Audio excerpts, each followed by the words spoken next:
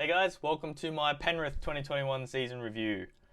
Finally at the end, grand final winners. Alright, so let's just jump straight into it. Again, like all the past ones, you can see stats right there. The only stat really that I want to look at is their defense. Like 50 conceded across the whole season. That's mental. That's like what two tries conceded per game. Incredible, absolutely incredible. Like I can't remember it off the top of my head, but I'm pretty sure it's it's like in the first 20 minutes of the second half, throughout the whole season, the first 20 minutes of each second half, they only conceded 5 tries. In that 20 minutes after as the second half started, right? 5 tries in all that time. That's like, what is it? So how many games are in a season? 25. That's like it's a lot of minutes. It's a lot of time to only concede 5 tries. Like that's insane. So that just shows how much of a team this Penrith side are. Yeah, like they'd go into the break, they'd hype themselves up again, they'd come back out, and they just dominate. Right? Incredible, insane. There's really not much else to say about the stats. It's just that defense is incredible. Obviously, the rest of the stats, a lot of possession, a lot of tries. Yeah, there's really nothing else to say. Just that defense is astounding. It's incredible. Alright, we'll start with the individuals. First one, obviously, the coach, Ivan Cleary. This might be a controversial take, I don't know, but I'm still not sold on Ivan Cleary. I think he's just been gifted with one of the best teams in the competition. Right, like don't get me wrong, obviously he's done well to keep them gelled, to keep them going and stuff like that, but I think just the personalities within that team, they could have done that themselves. So yeah, I don't know. I don't really rate Ivan Cleary. Like, obviously at the Tigers, he was a flop for what he did there and, some of the stuff he did. And then he obviously got when he was initially at Penrith, he was a flop. He got to the sack, he went to the Tigers, and then he was a flop at the Tigers, and then he came back. I think Ivan's had a lot of help from a lot of people at Penrith to get to where he is. Like, don't get me wrong, decent coach, but I don't think he's I don't think he's that great. I think you could have put any coach in with this Penrith side, and they still probably win the grand final this year. Like they were on another level.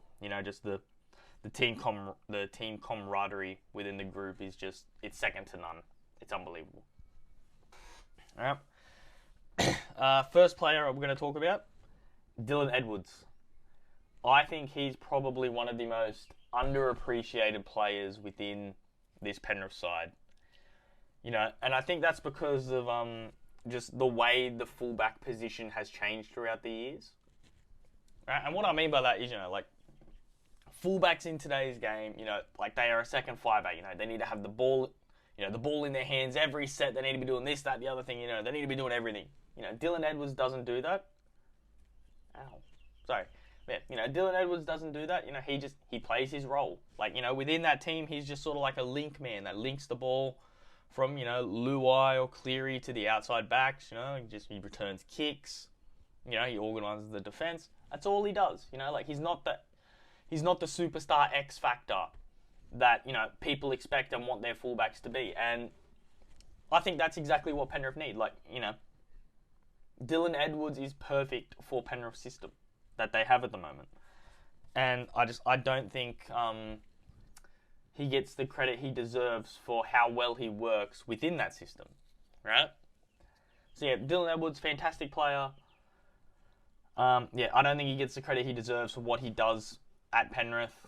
Because obviously there are just the other players there, some we'll talk about in a bit, that just sort of like, take all the limelight, take all the spotlight.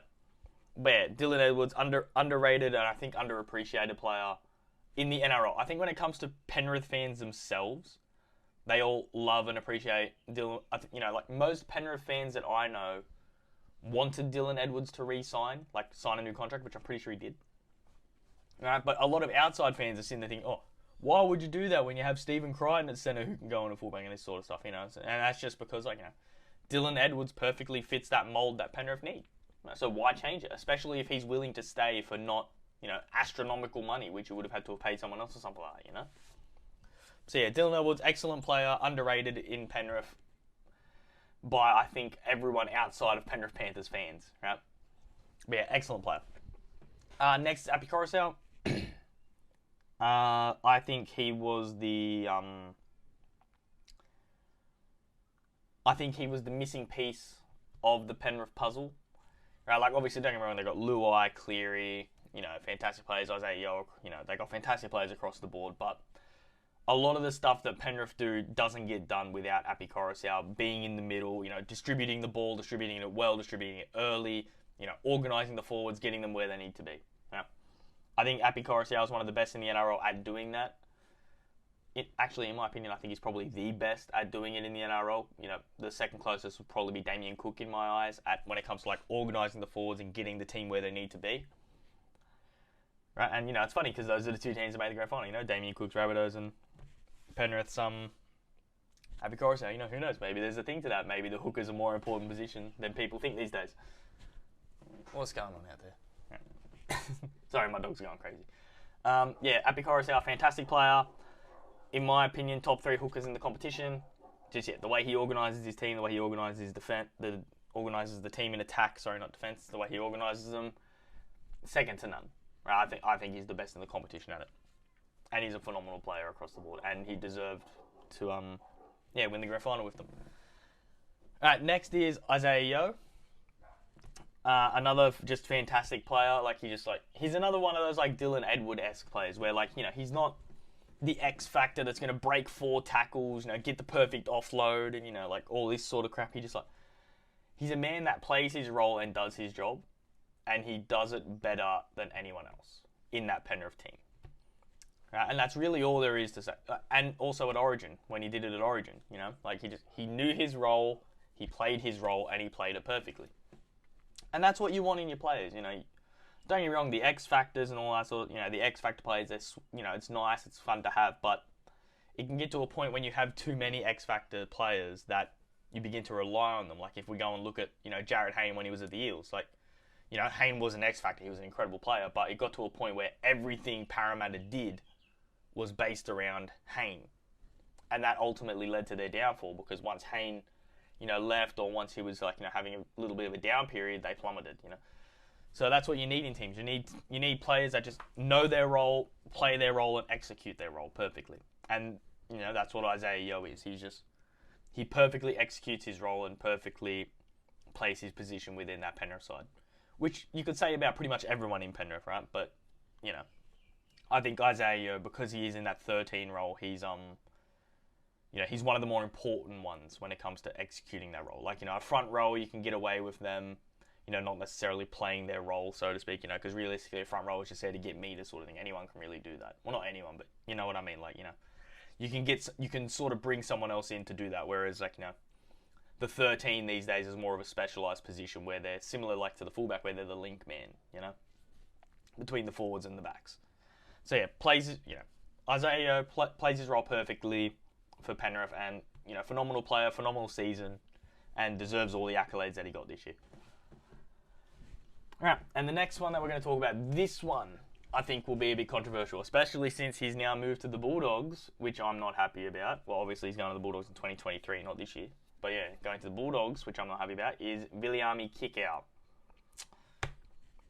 Alright, controversial call of this video. I think he's overrated. Just straight up. I think Viliami Kikau is overrated. Don't get me wrong. There are times where he'll get the ball, he'll play an amazing little flick pass, he'll get his arm free in a tackle, do an offload, something like that. Cool, awesome. But there are also so many times where he just is lazy, sluggish, stuff. What was it? That try-saving tackle he made against, who was it? I think it was against Melbourne, Olam. Right? That try-saving tackle that he made. On the try line, whatever it was, yeah.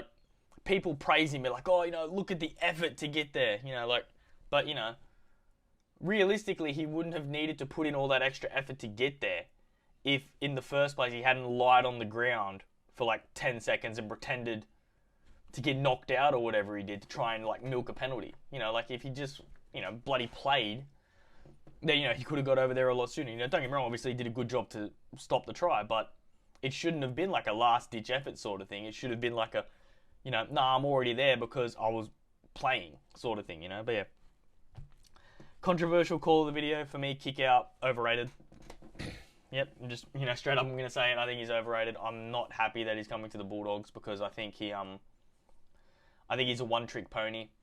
Right? Like, at least with like a David Fafita, you can sort of give him the ball early and, he's got enough speed himself and like, footwork and stuff like that to do things himself, which he showed in the Indigenous game. Right? Kick out doesn't have that. So yeah, for me, he's a one-trick pony. Overrated, I think, because just because of his size, people always expect him to be a brute and just smash people, and he doesn't. He just really doesn't. Right? Like, and I know a lot of Penrith fans that I know, genuinely they think similarly. They're happy that he's leaving in 2023 because they're like, he's a waste of space. Like, because he just he doesn't take advantage of the assets he has. Like his size. Like, he's got, he's very big, he's strong. He doesn't take advantage of it. He just sort of acts lazy. Right? So yeah, for me, controversial call of the video. People might agree, people might disagree, but yeah, for me, he's overrated. I'm just going to straight up say it. Right? And then again, with with the past few videos, there are way too many players. I could talk about Jerome Luai. I could talk about Capewell. Capewell had a fantastic season this year. He's going to be a big loss for them. I think he's gone to the Broncos, if I remember correctly. He's going to be a big loss for them. Obviously, Burton's left. Brian To'o's there, Critter, Stephen Crichton's there, Fisher Harris, Liam Martin, like, the list goes on and on for the amount of players I have. The other front row, I can't think of his name. Oh, is it Leota? Is it Leota? It might be Leota. I can't remember, but yeah, so many players that you could talk about, but otherwise, again, we'd be here for an hour because I could talk about all of them. Right, and then the last player, obviously, that we're going to talk about is Nathan Cleary. All right. Now, again, this might be a little bit controversial. Alright, so let me first start by saying Nathan Cleary is in the top 3 players in the NRL. For me, it is him, Teddy, and Turbo. They are the top 3 in the NRL. That's just how it is for me. But I do think that the media... Alright, this isn't Cleary's fault. I'm not saying it's Cleary's fault because Cleary is a phenomenal player. Right, but I think the media hops on Cleary's back way too much. Way too much. Right, like, there have been some games where Cleary has, started really slow, hasn't really done anything, and it's fallen onto the back of someone like Luai, Isaah Yeo, Kurt Capewell did it a couple times this year, Critter, To'o, to really Burton for a few periods of time, to really, like, do something to lift the team, right? Maybe make a line break or something and do something, to lift Penrith. And then all of a sudden, here comes Cleary. All Cleary does, puts in a kick, and they score off that kick. And everyone's like, oh, all the media, commentators, oh, Cleary, what a hero, what a champion, what an incredible play. It's like, don't get me wrong, it was a good kick, but where's all the credit for Brian To'o, who just made a 50-meter run, to get them out of trouble? Where's the credit to Luai, who beat his man, then played a short ball to Critter, who's run down the sideline or something like that, So, it's not Cleary's fault, but I think it's like Kalen Ponga a couple years ago, where, it didn't matter what the rest of the team did. The moment Ponga did something, that was it. That was the talking point. It didn't matter. Ponga could have done one thing in a whole game, and it'd be like, no, that's it right there. That's what won them the game sort of thing. And the same thing's happening to Cleary. There are periods where Cleary could do nothing. Absolutely nothing. Like a 20-minute period where he does nothing. Maybe he just passes the ball once or twice, just puts in a long kick, just works to the corner, playing possession sort of thing, as a halfback's meant to do, right? So that's all well and good. Right, so realistically hasn't really done anything. But then there'll just be, this one little moment where he, throws a dummy and breaks 2 tackles or something like that, and everyone will be like, oh, that moment right there is the turning point. That moment was the turning point. Whereas, 2 sets ago, Luai's beaten 5 people and set up a try. That's not the turning point. No, that wasn't the turning point. No. Cleary breaking 2 tackles and then getting tackled was the turning point, But again, that's nothing against Cleary. Cleary, phenomenal player, incredible player, top 3 players in the NRL in my opinion. But yeah, I think the media needs to jump off his back a bit and give a bit more credit to just Penrith as a whole. Right? I feel like a lot of just a lot of things that happen at Penrith, it doesn't matter. Cleary could only be involved in like 2 or 3 moments in a game, but like, you know, everyone will be like, oh, Cleary carried him, this, that, the other thing, you know, and I don't like that because it takes away the credit of the other players that, you know, probably deserve it a little bit more. But yeah, Cleary, top 3 players in the NRL. If he keeps up this momentum that he has, then he will be a future immortal. That's just a fact. Like, you know, because he has actually, you know, despite everything I've said where the media has jumped on his back and all this sort of stuff, you know, like I said, he is an incredible player, top 3 players, right?